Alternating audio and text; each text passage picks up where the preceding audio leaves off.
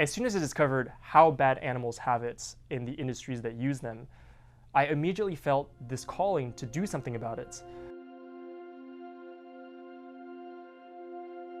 Growing up, I wasn't very popular with humans, but I was always very popular with dogs, and some of my best friends were dogs, and I loved them so much. And when I realized that the animals that we farm, for example, are just like them and they're suffering so much, I just felt I need to do something about this. I would love to dedicate some of my time and energy to helping them, to making the world a better place for them. In college, I was reading a history book called Sapiens, A Brief History of Humankind. There's a chapter about how animals are sentient, which means they feel things, they think, they suffer.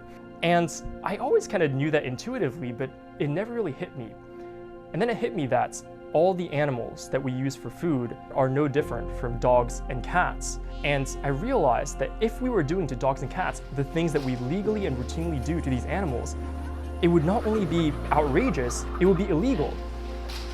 I asked myself the question, what if it was me? What if I was in the animal's position? I realized that any discomfort that I might feel giving up these foods was nothing compared to what the animals were going through. Fish are the ones we kill in the largest numbers by very far. The land animals that we kill in the largest numbers are chickens. We kill about 80 billion of them, which is about 10 times the current human global population every year.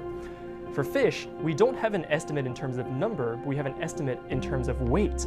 And when we try to convert that weight into numbers, the estimate falls somewhere between 1 and 3 trillion. That's 25 times the number of chickens.